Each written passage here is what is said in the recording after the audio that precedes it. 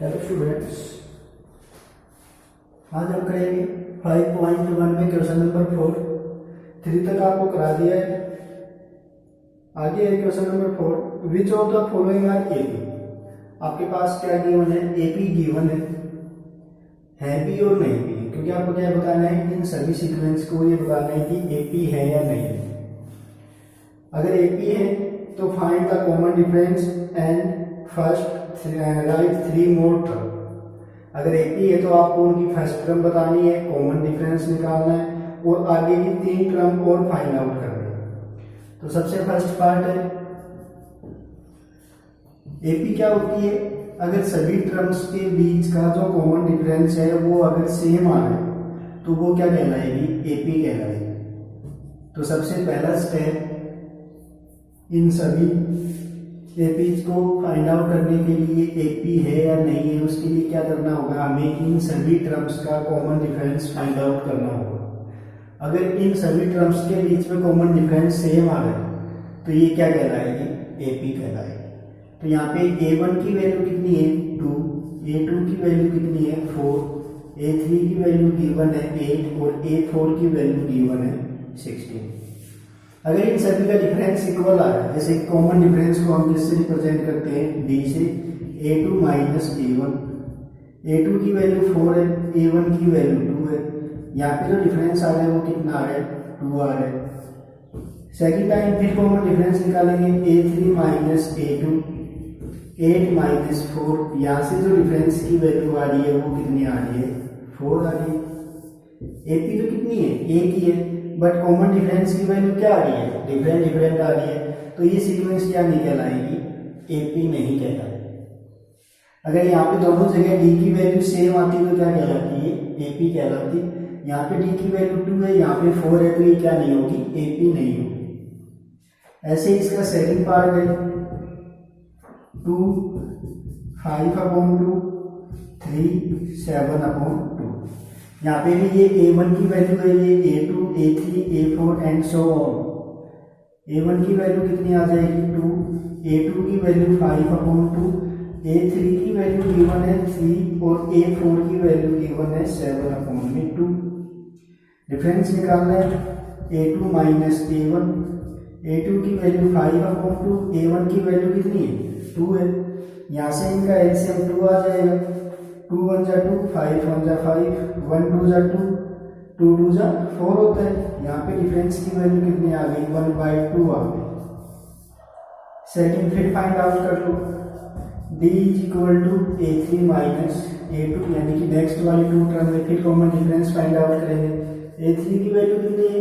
3, a2 की value 5/2, taking LCM कितना आ जाएगा? 2, यहाँ पे 1 2 जा 2, 3 2 जा 6, 2 2 जा 2 1 जा 2, 5 1 जा 5। यहाँ पे भी कितना आ रहा है? 1/2। यहाँ भी कॉमन डिफरेंस कितना आ रहा है? 1/2। यहाँ पे भी 1 आ रहा है। नेक्स्ट स्टेप एक टर्म और रह गई है, d is equal to a4 minus का a3। a4 की वैल्यू आपके पास गिवन है 7/2, a3 की वैल्यू आपके पास गिवन है 3। टेकिंग एलसीएम 2 और 1 का जो एलसीएम आएगा वो कितना आएगा? 2 2 1 जा 2, 7 1 जा 7, 1 2 जा 2, 3 2 जा 6। यहाँ से भी d की वैल्यू कितनी आ गई? 1/2। अगर हर प्लेस पे d की वैल्यू सेम आ रही है तो ये जो सीक्वेंस है ये क्या कहलाएगी? एपी कहलाएगी। Yes, it is an AP because the difference of between every terms is equal, that is d is equal to कितना है? 2 है। इसके बाद में यहाँ पे पार्ट नंबर 3 है।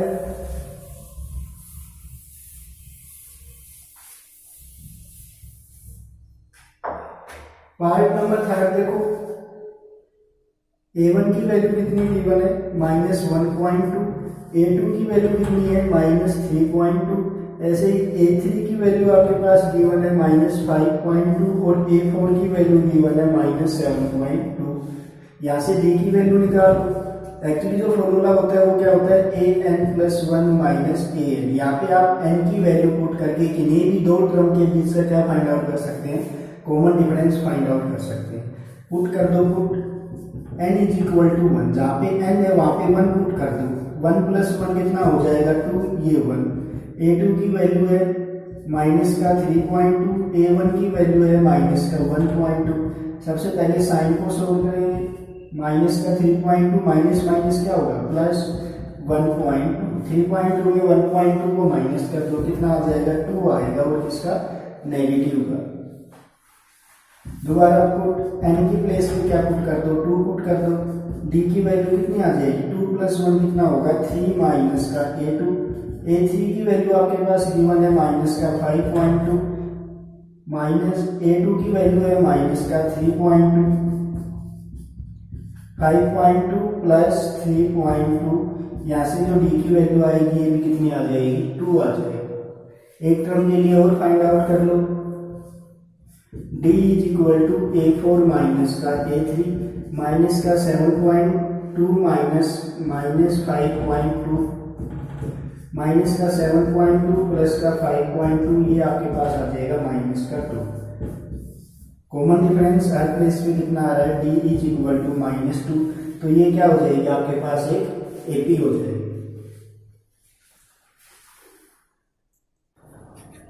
इसके बाद पार्ट नंबर 5 है। पार्ट नंबर 5 क्या कह रहा है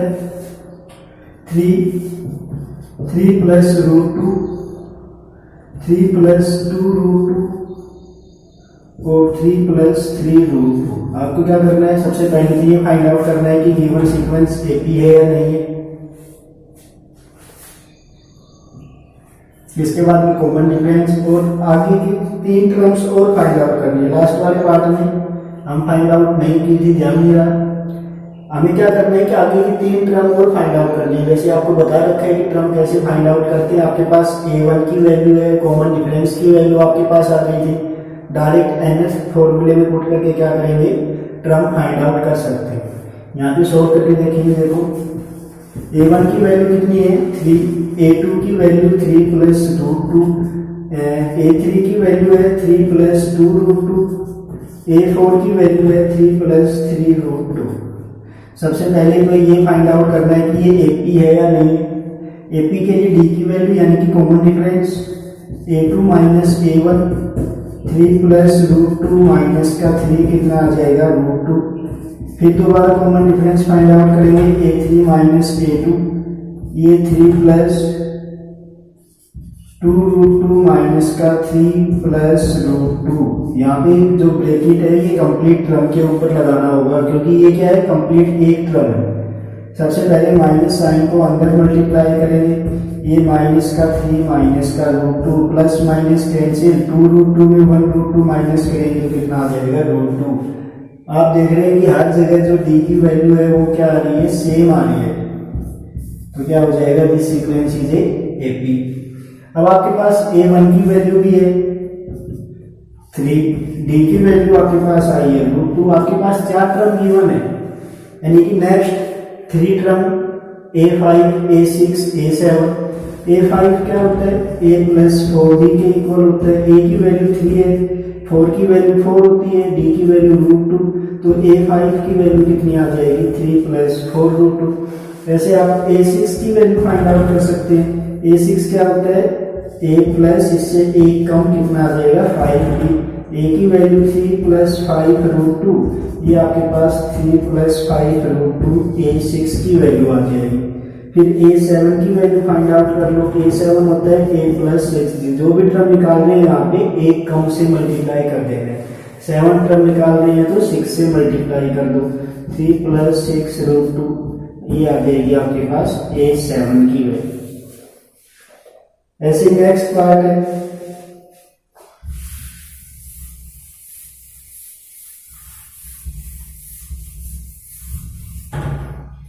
नेक्स्ट पार्ट आपके पास है 0.2, 0.22, 0.222, 0.222 और 2। यहाँ पे भी आपको सेम वही करना है कि कॉमन डिफरेंस निकालना है, आगे की 3 टर्म फाइंड आउट करनी है और ये बताना है कि AP है या नहीं। देखो सबसे पहले d की value A2 minus A1, A2 की वैल्यू 0.22 माइनस की 0.2, जो डिफरेंस आएगा वो कितना आ जाएगा 0.02 आ जाएगा। अगेन फिर कॉमन डिफरेंस फाइंड आउट करेंगे, A3 माइनस A2। A3 की वैल्यू आपके पास कितनी है 0.22 माइनस A2 की वैल्यू 0.22। यहाँ पे सब्ट्रैक्ट करेंगे तो कितना आ जाएगा 0.02 आ जाएगा। ये 0.22 है, पॉइंट के नीचे पॉइंट पीछे 0 लगा सकते हैं, यहाँ पे 2 ये 0 आ जाएगा। इसको सब्ट्रैक्ट करेंगे तो ये यहाँ पे पॉइंट के प्लेस पे पॉइंट, ये 2 ये 0 और ये 0। तो दोनों जगह जो कॉमन डिफरेंस की वैल्यू है ये क्या आ रही है डिफरेंट आ रही है, तो ये क्या नहीं होगी AP नहीं होगी। AP नहीं होगी तो आप आगे की टर्म में फाइंड आउट नहीं कर पाएंगे।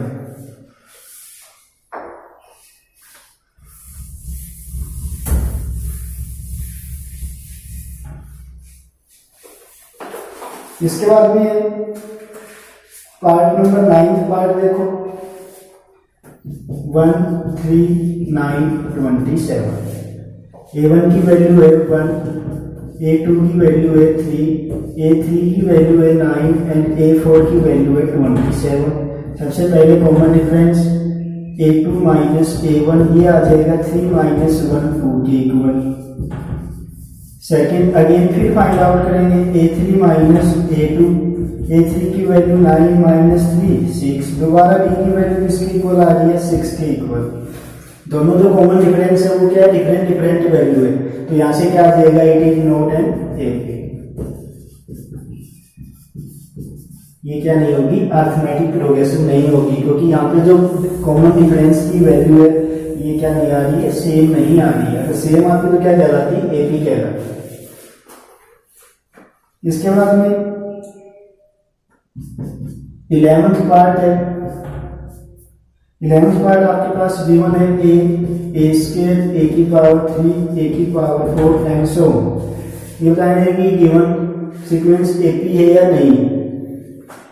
तो सबसे पहले D की वैल्यू निकालेंगे, सेम सभी में एक ही प्रोसेस है। A2 माइनस A1, A2 की वैल्यू A स्क्वायर A1 की वैल्यू A की पावर 1। यहाँ से क्या कॉमन आ रहा है A कॉमन आ रहा है, कितना आ जाएगा A माइनस 1 आ जाएगा। दोबारा फिर common difference A3 minus A2। A3 की वैल्यू है A की पावर 3, A2 की वैल्यू है A की पावर 2। दोनों जगह से क्या कॉमन है A स्क्वायर कॉमन है A माइनस 1। यहाँ पे जो कॉमन डिफरेंस है यहाँ पे A की जो पावर है ये कितनी है 1 है, बट नीचे वाले कॉमन डिफरेंस के अंदर A की पावर कितनी है 2। तो यहाँ पे डिफरेंस क्या नहीं आ रहा है इक्वल नहीं आ रहा है, तो क्या नहीं होगी नॉट एन AP। क्या नहीं कहलाएगी AP नहीं कहलाएगी।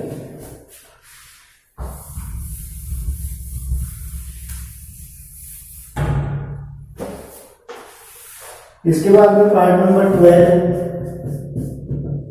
जो लग रहा है कि हार्ड पार्ट है, मैं वो आपको बता रहा हूँ। इसके अलावा भी अगर किसी पार्ट में डाउट रह जाता है जो नहीं करवाए हैं तो वो भी आप पूछ सकते हैं। इसमें आपके पास 4 टर्म गिवन है। A1 की वैल्यू √2 है, A2 की वैल्यू √8 है, A3 की वैल्यू √18 है एंड लास्ट A4 की वैल्यू आपके पास गिवन है √32। क्या लिख सकते हैं A1 की वैल्यू को √2 लिख सकते हैं, √8 को क्या लिख सकते हैं इसके जब प्राइम फैक्टर करेंगे तो कितना आएगा 2 मल्टीप्लाई 2 मल्टीप्लाई 2। अब स्क्वायर रूट सॉल्व करने के लिए क्या करते हैं एक पेयर बनाना होता है, तो यहाँ पे आ जाएगा A2 की वैल्यू जो आपके पास आएगी ये आ जाएगी 2√2 आ जाएगी। ऐसे A3 के प्राइम फैक्टर कर लो, A3 के फैक्टर करेंगे कितना आएगा 3 मल्टीप्लाई 3 9 होता है √2। यहाँ से A3 की वैल्यू कितनी आ जाएगी 3√2। जब A4 की वैल्यू सोल्व करेंगे A4 यहाँ पे कितनी आ जाएगा 4 मल्टीप्लाई 4 कितना होता है 16 मल्टीप्लाई 2 32। एक पेयर बन रहा है तो ये स्क्वायर रूट से बाहर आ जाएगा, कितना आ जाएगा 4√2 आ जाएगा। अब यहाँ पे कॉमन डिफरेंस की value A2 minus A1, A2 की वैल्यू 2√2, A1 की वैल्यू √2। कॉमन डिफरेंस कितना आएगा यहाँ से √2 आ जाएगा। दोबारा फिर कॉमन डिफरेंस फाइंड आउट कर लो। D is equal to A3 minus A2। A3 की वैल्यू 3√2, A2 की वैल्यू 2√2। 3 में से 2 माइनस हुआ 1√2 आ जाएगा। हर जगह जो कॉमन डिफरेंस की वैल्यू है वो क्या है सेम है, तो क्या हो जाएगा ये AP हो जाएगी। अब आपको आगे की टर्म और फाइंड आउट करनी है। A4 आपके पास गिवन है, आपको क्या फाइंड आउट करना है A5 फाइंड आउट करना है। A5 की वैल्यू क्या होती है A + 4D के इक्वल होती है।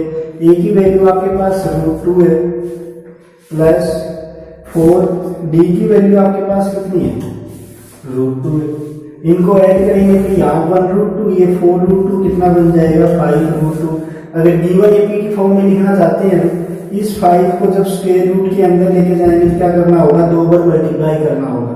जैसे कि यहाँ पे 4 को स्क्वायर रूट से बाहर लेके आते हैं तो यहाँ पे 2 टाइम है, हम क्या लिखते हैं 1 टाइम 4 लिखते हैं। ऐसे अगर यहाँ पे 5 को जब स्क्वायर रूट के अंदर लेके जाएंगे तो 2 टाइम मल्टीप्लाई करना होगा, ये आ जाएगा आपके पास √50।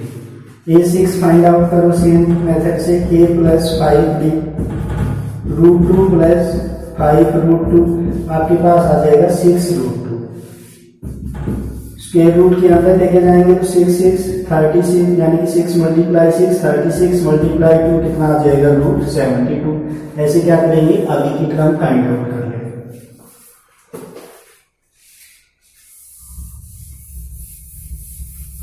इसके बाद पार्ट नंबर 13 है,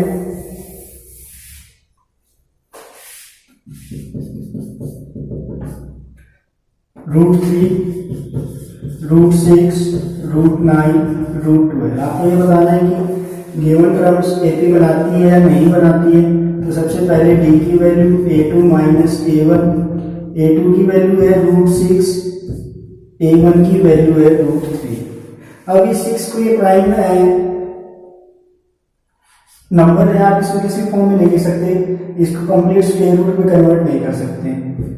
कितना आएगा √3 मल्टीप्लाई √2 किसके इक्वल होगा √6 के इक्वल माइनस का √3। यहाँ से क्या कॉमन ले लो, √3 कॉमन ले लो, √2 माइनस 1 आ जाएगी आपके पास डी की वैल्यू। ऐसे दोबारा फिर कॉमन डिफरेंस फाइंड आउट करेंगे, a3 माइनस a2, ये है √9 माइनस √6। यहाँ से कितना कॉमन आएगा, √9 को क्या लिख सकते हैं